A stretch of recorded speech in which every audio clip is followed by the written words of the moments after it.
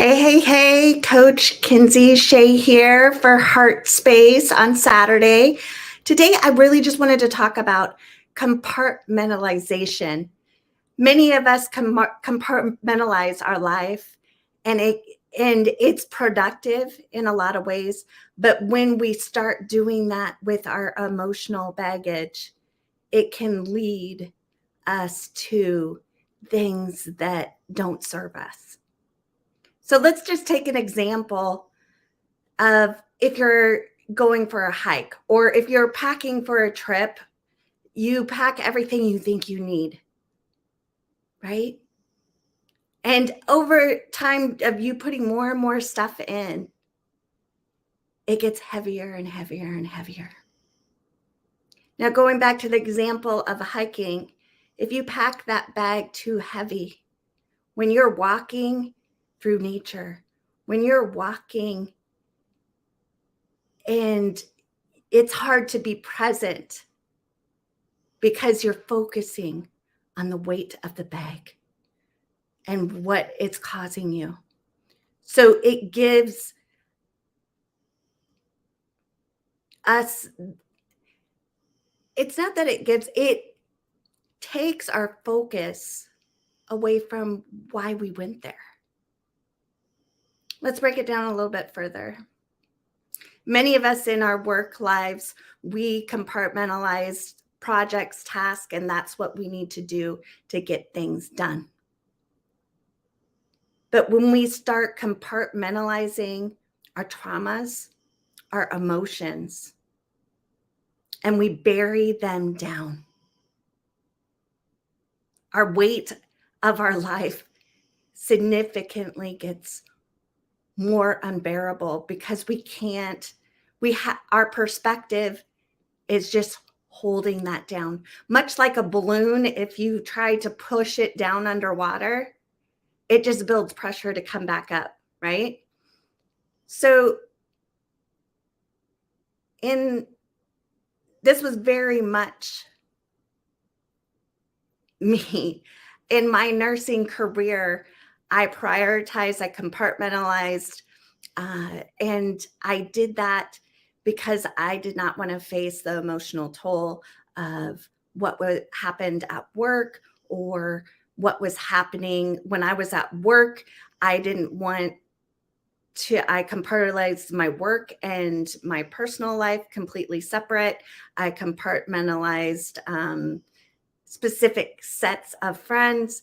I compartmentalized because it was just easier to do life that way. But over time, I had things happen. I had, miscarriages. I didn't want to deal with the pain. So I shoved it down. I put it in my backpack. I had a hysterectomy and I didn't want to deal with it. So I shoved it in my backpack. I had a patient pass away and I didn't want to deal with it. So I packed it. My marriage ended. I didn't want to deal with it. And I put it in my backpack. And subconsciously, we are carrying that weight and it's still there. It's still there. And all we're focused on is how our energy is low, how our emotions, because we're anchoring to what we don't want or what we should have done. This leads to guilt and shame. And then we go down this cycle of all of these negative emotions. But if we can transmute that into a gratitude or appreciation of replenishing emotion instead of a depleting emotion of avoidance that causes sadness and everything else. Because when we grab a hold of all that weight and all that negative energy, it affects us in our body, it affects us in our mind, it affects us in our spirit. But we have a choice to start offloading that weight by moving through everything that we threw in that backpack of life. Because that is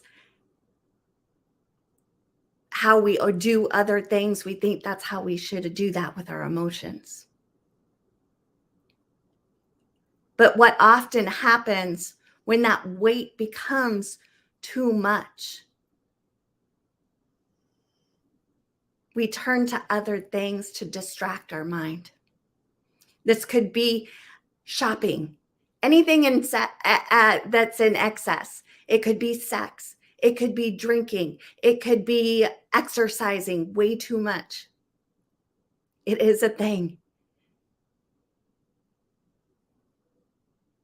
Anything that's in excess that rules what you do. It diverts you. It makes you feel numb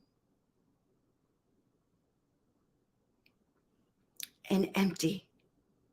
And when I was thinking about that, I started writing kind of a poem, and it's called The Void. I just try to do life as my emotions skydive. I just try to survive. As I put my memories in compartments, I just store them to grip control. I just try to be alive. All I do is grasp for all the things to wash away the pain. I just try to survive and strive. As I keep packing my bag of all the things I don't want to face, I just put on another mask. As I look in the mirror, I look at the void. I just hide. As I start feeling the weight of the bag, I just slide in a reality of forgotten. As I am tied to the weight of my compartment bag, I just live in this state of void. How many of you feel like you're in a state of void where you have to fight to survive in your life? Moving through these things, which I do in my coaching, is resetting, regulating, reconnecting, and reclaiming your authentic self, your essence, and your truth. So yet compartmentalization can be productive in a lot of ways when it starts to bleed into our emotions and how we handle our wounds and our traumas, our circumstances of life, just to avoid dealing with the pain. It causes disease over time. It causes depleting energy. It causes you not to see the possibilities that are all around you. Because if you didn't have that bag, you could be present in the moment. I invite you to close your eyes. Focus on your heart space. Breathe in and out. Focus on breathing in and out of your heart.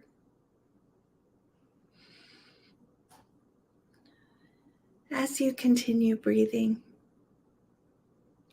focus on the appreciation, the gratitude of who you used to be, who you are today.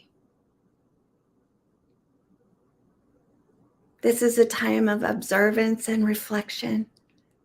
Reserve the judgment for yourself or others. And if you find yourself blaming others or passing judgment, don't anchor to that emotion, just observe it. It is a pathway to get to know yourself. Continue breathing in and out, slower than you normally do.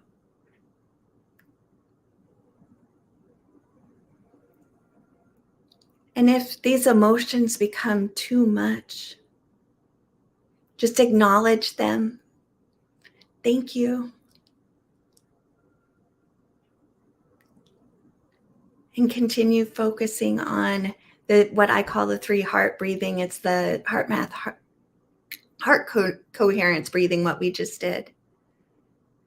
And take all of the emotions, everything that you're feeling, and in your mind's eye, put it all in a piece of paper. And enfold all of those emotions once you got them all out on that paper. And in your mind's eye, as you continue to breathe, put that piece of paper and give that to the love of your heart.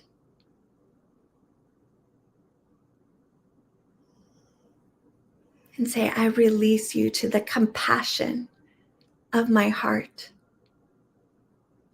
the love.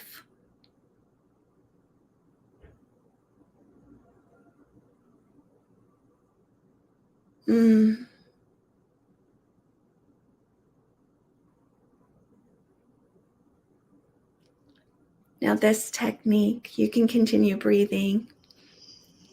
This technique really helps when the emotional weight becomes too much. And you can release it and not anchor to it. Because we have a decision how we anchor our emotions, whether it's positive or negative. So reflect on what is in your bag. Reflect some of the things that you might need to move through. Look back at what I talked about. If it was divorce, it was miscarriages, if it's transitioning into a new career,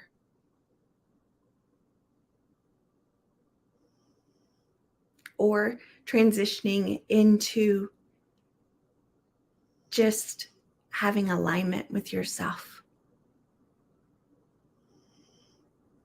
So today, all has been about becoming aware of your bag and how that weight over time can limit the possibilities of you going forward. I talked about 2 techniques, the 3 hearts, which is the heart math, quick coherence technique, and the heart soaking. You can do these anytime, anywhere.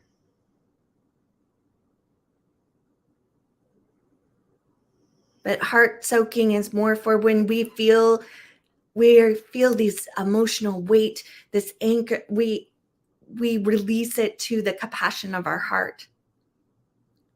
It's not going to solve,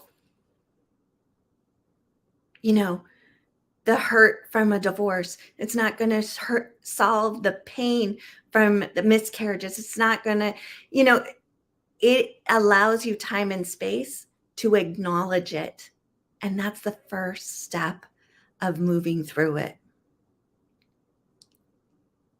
My name is Coach Kinsey Shae, transformational coach and heart math trauma sensitive practitioner. Your guide to your truth, to your essence, to self-discovery. Have a blessed day, my friends. You are all beautiful souls. Much love.